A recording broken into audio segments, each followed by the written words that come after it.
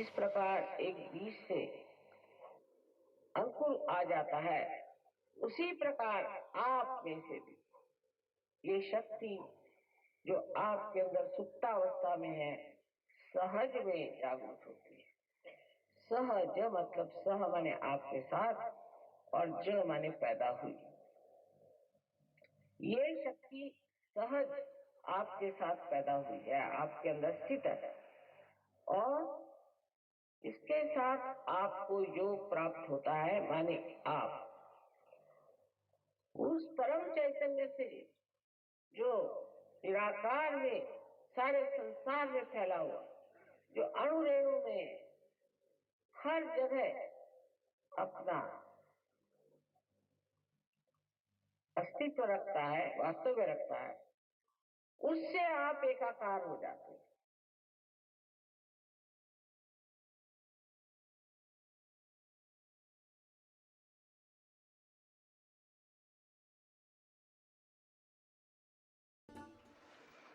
सत्य को खोजने वाले आप सभी साधकों का हमारा नमस्कार।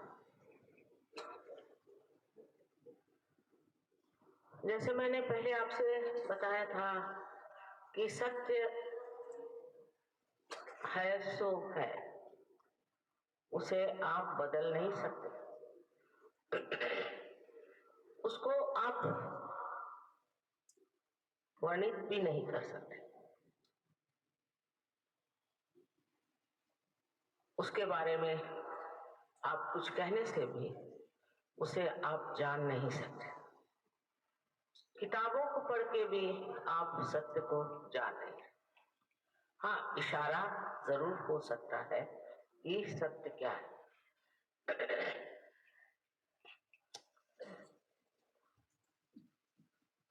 सबसे पहले हमें ये जान लेना चाहिए कि कोई सी भी बात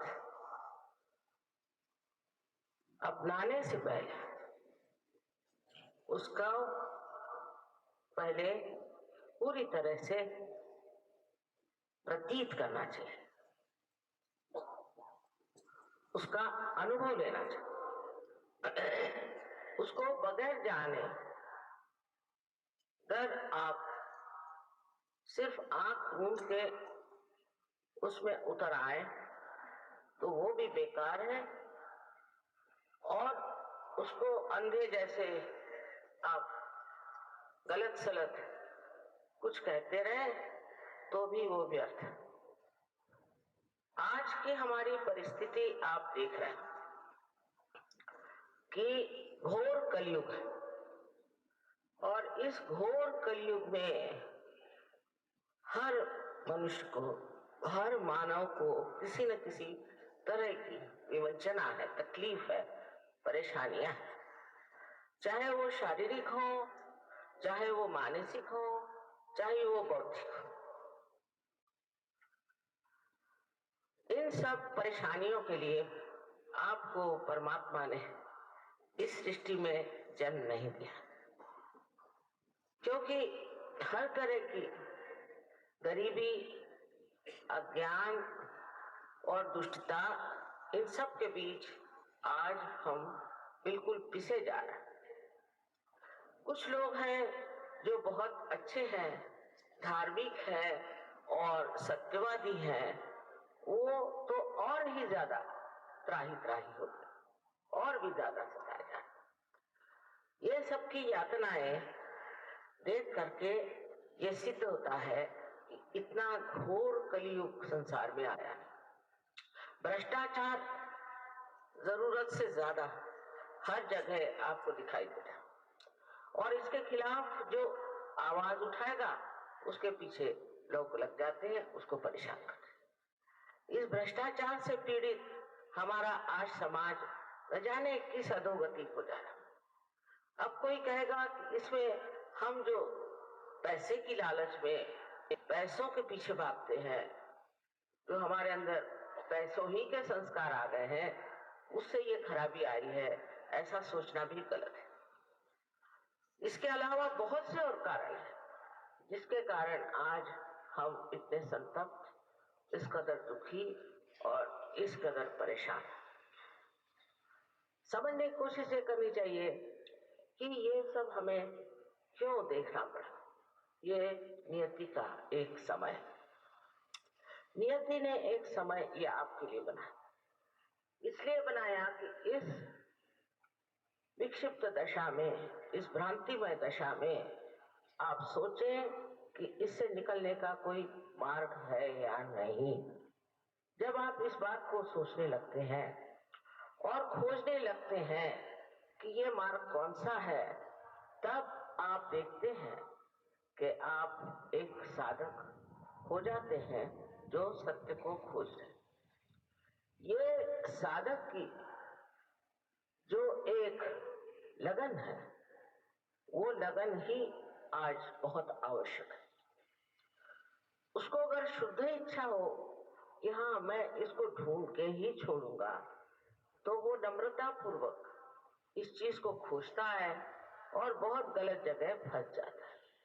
आजकल आप जानते हैं कि हर तरह के लोग पैसा इकट्ठा करने के लिए धर्म के नाम पे, भगवान के नाम पे और अनेक तरह के चीजों के नाम पर पैसा कमा रहे हैं। और जिन लोगों के पास पैसा है वो इसमें लुट रहे हैं, और जिनके पास नहीं है वो भी इसमें बेवकूफ बन रहे हैं। उसका दोष हमें देना चाहिए इस कलयुग को, क्योंकि जब आदमी घबरा जाता है तो किसी न किसी गलत रास्ते पे जा सकता है, और इसका सही रास्ता क्या है उसे देख लेना चाहिए। अब हम भी आपसे जो कुछ बातें करने वाले हैं उसमें आपको अंधे दृष्टि से विश्वास नहीं करना चाहिए, वो भी बेकार चीज है। आपको चाहिए कि आप इसका अनुभव लें, और इस अनुभव को अगर आपने सिद्ध किया और जान लिया, तब अगर आप इसे न माने तो आप भी एक बेईमानी के शिकार हैं। अपने साथ तो कम से कम हमें ईमानदारी करनी चाहिए। और आजकल जो बहुत दिशा भूल करने वाले लोग निकले हुए हैं, वो हमेशा लोगों को गलत रास्ते पे डालने की कोशिश करेंगे, और ये दिशा भूल करके ही वो कुछ न कुछ अपने को सबका प्रतिनिधि समझते हैं, और उन्होंने एक मंच अपना तैयार कर लिया। ऐसे लोगों से बच के रहना चाहिए, क्योंकि इन लोगों ने आज तक किसी की भलाई की नहीं, सिवाय इसके इसका विरोध कर, उसका विरोध कर, इसको करो, उससे कोई फायदा होने नहीं।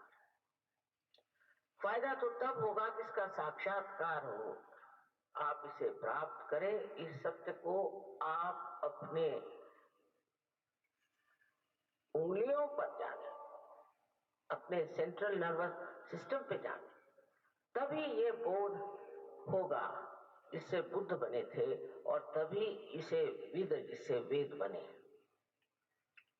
सिर्फ जबानी जमा खर्च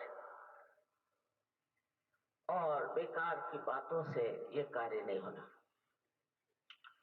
महाराष्ट्र में अनेक संत साधु हो, अनेक दृष्टा हो गए, यहाँ तक कि रविंद्र बाबू जैसे महान कवि ने महाराष्ट्र की महती गाई। ऐसी भूमि में कोई विशेषता है। अब कोई कहेगा कि आपका ये इसमें क्यों विश्वास है महाअष्टमी नायक, या आप क्यों कहती हैं कि यहाँ पे 3 देवियों का स्थान है। मैं तो कहती 4 देवियों का स्थान। ये सत्य है कि झूठ है, ये हम कैसे माने? पहले आप अपने बारे में तो जान लो, पहले आप अपने को तो समझ लो कि आप क्या हैं। जब तक आप में आत्म साक्षात्कार नहीं होता है, आप नहीं जान सकते हैं कि ये देवी देवताएं क्या है, श्री गणेश क्या है। अंधे जैसी सब चीजें करने से भी कोई लाभ नहीं था। अब बहुत से लोग मेरे पास आके कहते हैं कि माँ हमने इतने अनुष्ठान किए, अपने ये किया, हमने वो किया, और हमें तो कुछ प्राप्त नहीं हुआ। जब आपका कुछ योग ही नहीं घटित हुआ, जब आपका कनेक्शन ही नहीं है, तो आप कर क्या रहे? इस तरह आप टेलीफोन करें तो कम से कम कनेक्शन तो होने चाहिए। ये सारे अनुष्ठान कर करके आपने जो एक दिमागी बातचीत अपने दिमाग में ले ली कि मैंने बहुत कर्म अच्छे करे हैं और अभी मुझे मोक्ष मिलना चाहिए, मिलना तो चाहिए, लेकिन उसका मार्ग ये कर्म कांड करना नहीं, उसका मार्ग हमारे अंदर परमात्मा ने बनाया हुआ है। हमारे अंदर ऐसे ऐसे चक्र हैं और इन चक्रों के अंदर से जो शक्ति बहती है उसी से हम लोग अपना शारीरिक, मानसिक और बौद्धिक बल पाते हैं। लेकिन थोड़े दिनों में ये शक्ति क्षीण हो जाती है, और जब ये शक्ति क्षीण हो जाती है तो दो तीन तरह की बातें हमारे अंदर आ जाती है। पहली तो बात यह है कि हम शारीरिक पीड़ा से ग्रसित हो जाते हैं। दूसरी बात यह है कि हम मानसिक पीड़ा से भी ग्रसित हो सकते हैं। इसके अलावा हमारा बौद्धिक जो कुछ भी कार्य है वो भी इससे बहुत ज्यादा एक ऐसे गर्त में पड़ सकता है कि कभी तो हम एक बात कहते हैं, कभी दूसरी बात कहते हैं, कुछ समझ में नहीं आता क्या। इस कलयुग की सबसे ज्यादा अगर आप किमिया देखना चाहें तो अमेरिका में दिखाई देगा। अमेरिका में कहते हैं कि थोड़े दिनों में 65% लोग स्किज़ोफ्रेनिक हो जाएंगे, माने कुछ टाइम के लिए वो पागल हो जाएंगे और कुछ टाइम के लिए ठीक रहेंगे। ऐसे अपने देश में आधे पागल मैंने देखे नहीं अभी तक, पर वहां पर ऐसे बहुत लोग हैं जो कि थोड़े दिन के लिए बिल्कुल अच्छे नौकरी करते, धंधा करते हैं, फिर एकदम से वो उनकी हालत खराब जाती है और उसको कोई तरीका नहीं जो ठीक करे। वहां पर अनेक चीजें ऐसी हो गई हैं कि शारीरिक तकलीफें एक अजीब सा स्वरूप लिए हुए, छोटे बच्चे तक वहां बहुत परेशान। ऐसी गंदी गंदी बीमारियां उनको हो गई कि उस बीमारी से उनका छुटकारा नहीं। इसके अलावा वहां पर बहुत से लोगों को ये जो झूठे लोग थे उन्होंने लूट लिया और लूट कर पैसे बना करके बैठे हो। इस प्रकार नानाविध तरीके से त्रस्त ये लोग हैं। और हम लोग तो सोचते हैं कि अमेरिका कोई बड़ी भारी जगह है जहां पर के पता नहीं लोग क्या आनंद के सागर में बैठे, बड़े दुखी लोग। क्योंकि जो लोग बाहर जाते ही नहीं, जिन्होंने कुछ देखा ही नहीं, उनको ऐसी ऐसी गलतफहमियां होती हैं। इस गलतफहमी से छुट्टी पाने का एक ही मार्ग है कि आप सत्य को जाने, यथार्थ को जाने, रियलिटी को जाने। अब उसका जानने का मार्ग क्या परमात्मा ने हमारे अंदर बनाया नहीं होगा? ऐसा सोच लेना भी एक बड़ी गलती है। परमात्मा ने हमारे अंदर कुंडलिनी की शक्ति बनाई और वो कुंडलिनी की शक्ति जब जागृत होती है तो वो 6 चक्रों में से गुजर करके और ब्रह्मरंध्र को छेदते हुए चारों ओर छाई हुई इस परम चैतन्य की सृष्टि में एकाकारिता प्राप्त करती है। यह सत्य बात है, लेकिन मैं कह रही हूं इसलिए नहीं, आपको इसका अनुभव आना चाहिए। और ये बहुत आवश्यक जरूरी चीज है कि आप इसका अनुभव प्राप्त करें, क्योंकि उसी से आपकी जो तकलीफें हैं दूर हो जाएगी, आपका अज्ञान दूर हो जाएगा और आप सबल हो जाएंगे, समर्थ हो जाएंगे, क्योंकि आपके अंदर ये शक्ति प्रवाहित है। इसी शक्ति के द्वारा ये आज फूल यहाँ लगे हुए हैं, इसी शक्ति के द्वारा हमारा हृदय भी चलता है। ये अगर हमारे अंदर शक्ति है और इसकी अगर जागृति हो सकती है तो उसे क्यों न किया जाए, उसे क्यों न प्राप्त किया जाए। एक महाराष्ट्र में बहुत बड़े आप जानते हैं ज्ञानेश्वर हो गए। ज्ञानेश्वर जी ने 6ठे अध्याय में बताया हुआ है कि कुंडलिनी जो है वही ये कार्य करती है। वो जितना काव्य में बता सकते थे उन्होंने बता दिया। उस पर भी पता नहीं, हो सकता है कि विस्तार पूर्वक बताया हो, पर क्योंकि उस वक्त के धर्म मार्तंड इस मामले में जानते नहीं थे तो उन्होंने कहा कि ये जो 6ठा अध्याय है ये निषिद्ध है, इसको मत जानो। आजकल दूसरे तरह के धर्म मार्तंड निकले जो आधे अधूरे डॉक्टर हैं, आधे अधूरे अपने को इंटेलेक्चुअल्स कहते हैं, आधे अधूरे बुद्धिजीवी हैं। ये लोग कहना शुरू कर दिया है ये कोई चीज नहीं, ये कहने से क्या फायदा हो, ये बोलने से क्या फायदा हो, इससे किसको लाभ होने वाला है? बेकार के एक चीज बना करके लोगों को दिशा भूल करना और उनको जो पाना है वो नहीं पाने देना, ये हमारे महाराष्ट्र में बड़ा भारी, इसको कह रहे शाप है, कर्ज। ऐसे जो आधे अधूरे बुद्धिजीवी लोग हैं, इन्होंने तो अपने महाराष्ट्र का सत्यानाश करके रखा है हर जगह। जब मैं कोई अखबार पढ़ती तो मुझे आश्चर्य लगता है कि किसी भी झूठी बात को सर पे उठा करके ये लोग क्यों इतना दौड़ते हैं और इसे क्यों मानते, इससे किसका लाभ होगा, कौन से समाज का लाभ होने वाला है? इससे कोई सुख आनंद कुछ नहीं मिला। अखबारों में पढ़ पढ़ के मुझे बड़ा आश्चर्य होता है, ये अखबार है इस राजनीति के साथ है, ये अखबार है उस राजनीति के साथ है। अरे राजनीति में आजकल के कोई सत्यता है, कोई यथार्थता है, उसमें कोई अच्छाई है? इनको अगर ठीक करना है तो पहले सब लोग आत्म साक्षात्कार को प्राप्त करें। अगर इसको प्राप्त नहीं होगा, इसको प्राप्त नहीं होगा, वो कभी भी कोई भी सही काम नहीं कर सकता, वो कभी भी किसी को सुख नहीं दे सकता। वो अपनी लालच में, वो अपने ही स्वार्थ में डूबा रहेगा और कितने ही लोग उससे पीड़ित हो जाएं, सो उसे उसमें कोई हर्ज नहीं। और ये लालच सिर्फ पैसा की नहीं, सत्ता की है। पर इन लोगों को अगर आत्म साक्षात्कार हो जाए तो ये लोग भी समझ लेंगे कि हमने आज तक किस मृगजल के पीछे सारी अपनी चेष्टाएं की, क्यों हम ऐसे लोगों के पीछे भाग रहे थे और ऐसी सत्ता के पीछे भाग रहे थे जिससे न तो हमें सुख मिला न दूसरों को मिला। जैसे लालच एक बड़ी भरी चीज है, ऐसी अजीब सी बीमारी है कि उनके पास सब होगा, मोटरें होंगी, गाड़ियां होंगी, सब कुछ होगा, पर तो भी दीवार भी उनके जो है उसमें भी नोट भरे रहने चाहिए। न तो वो दीवारों को अपने साथ ले जा सकते हैं, न मोटरों को ले जा सकते, पर कहने से किसी से ये लोभ, ये मोह छूटने नहीं वाला। एक ही तरीका है कि उनके सामने प्रकाश आत्मा का आ जाए।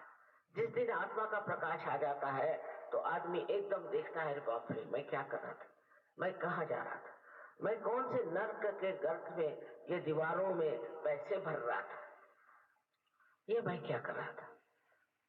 ये जब उसको एकदम ज्ञात होता है तो वो सोचने लग जाता है कि मैंने कौन सी व्यवस्था कर दी, कल मैं मर जाऊं तो मेरा क्या हाल होगा। मुझे लोग आज बहुत मानते हैं, लेकिन कल मरने पर मेरी क्या दुर्दशा हो। और मरने के बाद भी लोग सोचेंगे चलो छूटे, इस दुष्ट से एक बार किसी तरह से नजात पाए, से किस तरह से छुट्टी हुई। इस तरह के जीवन से जीने से अच्छा यह है कि आदमी अपने को अपने आत्म गौरव में और स्वाभिमान में जी। अपने स्वाभिमान में जीना इन लोगों को नहीं आता। ये झूठी झूठी बातें फैला करके और झूठे झूठे कार्य करके अपने को बड़े महान समझने लग जाते हैं। ऐसी बाहरी झूठी महानता ऐसी गिरती है कि जो आज बड़े सीना तान के चल रहे हैं तो कल सर के बल खड़े हो जाते हैं। आज अपने को जिस चीज की बहुत जरूरत है वो है देश प्रेम, निस्वार्थ देश प्रेम, देशभक्त। हमने तो भगवान की कृपा से हमारी उम्र यह है कि हमने तो एक से एक देशभक्त देखे, जिन्होंने अपना सारा जीवन जो है वो तन मन धन सब कुछ देश पे अर्पित कर दिया। लेकिन आज ऐसे लोग हैं कहाँ? ऐसे लोग नहीं है, सब ज्यादातर स्वार्थी लोग हैं और उनके पीछे भी सब स्वार्थी लग रहे हैं। पर स्वार्थ शब्द का अर्थ समझना यह है कि जिसने स्व का अर्थ समझा वही स्वार्थी हो सकता है। और ये स्वार्थ हमें प्राप्त हो सकता है अगर हमने अपनी कुंडलिनी को जागृत करके और अपने आत्मा का दर्शन किया। आत्मा का प्रकाश जब हमारे अंदर आता है तो सबसे पहले मनुष्य के मुख पे ही एक दीप्ति आ जाती है, उसके चरित्र में एक विशेषता आ जाती है। एक आदर्शवादी हो जाता है। उसमें ऐसी छोटी छोटी ओछी बातें भाग जाती और एक दैदीप्यमान चरित्र उसके अंदर जीवित होगा। इसको प्राप्त करने के लिए आपको कहीं जाने की जरूरत है, कोई जंगलों में घुसने की जरूरत नहीं, उसी साधु सन्यासियों के पास जाकर के तप जप करने की जरूरत नहीं, अपना घर द्वार, अपनी बीवी बच्चे छोड़ने की किसी चीज की जरूरत नहीं। ये सब आप ही के अंदर चीज है जिसकी जागृति होनी चाहिए, जिसकी जागृति होते ही आप इसे प्राप्त होते हैं।